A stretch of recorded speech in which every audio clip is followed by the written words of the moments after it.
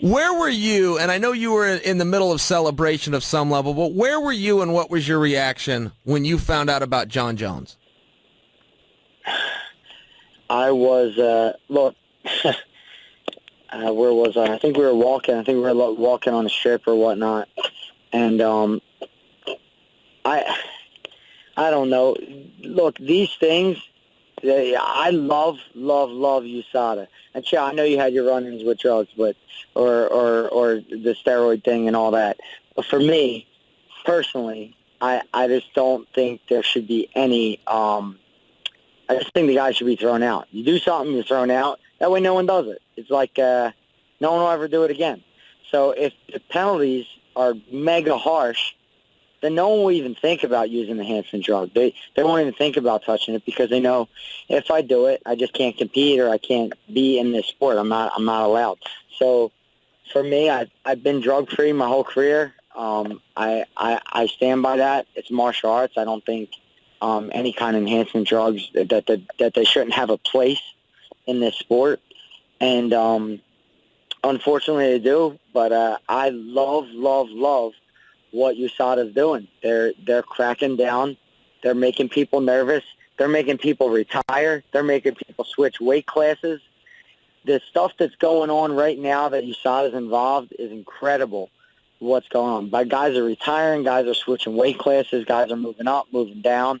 You see all kinds of changes happening since they've been around, and I love it. Yeah, and I agree with that. You know, the penalty does need to be harder. Back when I went through it, the math was a little simpler. You looked at the risk versus the reward, and the risk just wasn't. It really wasn't a big enough deterrent. It is now. That's changed. And to your point, I largely believe you've got to get a title. You've got to make it to the top of the bill. You've got to headline cards in the USADA era. If you were able to do it pre-USADA, there's a little asterisk next to it. There was a lot of stuff going on, you know. And to your point, the guys that were champion pre-USADA are not the champions now. Maybe that's not an absolute statement. I suppose I'd have to sit down and actually look. But, yeah, I mean, things changed. Guys became the incredible shrinking man. You know, all of a sudden they're changing weights and they're pulling up sick and they're backing out of cards. And you're right. I mean, it is what it is. USADA is on the right side of this argument. But, yeah, things are changing. And John's trying to wiggle a little bit and use the silly me defense of I didn't know. I don't know how it got in my system. That's a bad one. From a PR standpoint, that is an argument you can make, but historically, that does not work. Yeah, I mean, just given his history in general, I mean, the guy doesn't make good decisions in general. But, look, I'm not one to judge. Everyone has their own reasons. Some guys are injured, so they do stuff just so they can make it to the fight. I actually feel sorry for them guys, and I'm empathetic toward guys who have injuries, and they're just trying to make that walk to the cage. I can understand that because I'm a father and I have kids, and sometimes you just want to be able to make that walk so you can get your check.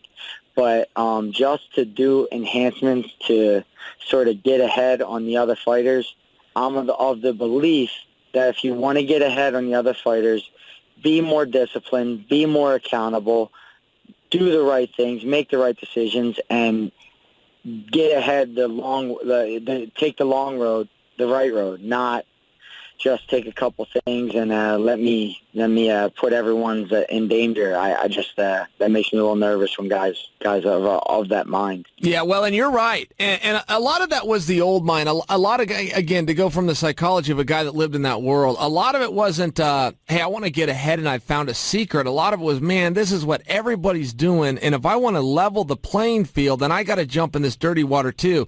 That's a flawed psychology. I am not promoting. I'm just saying, but that was the psychology. Right now, it really is a perfect thing. The way USADA does it, I complain a little bit on USADA because they get out of bounds sometimes. This IV thing, and then, you know, you see things like Advil and some sleep aids. I'd love if my opponent was on sleep aids. I'd love it.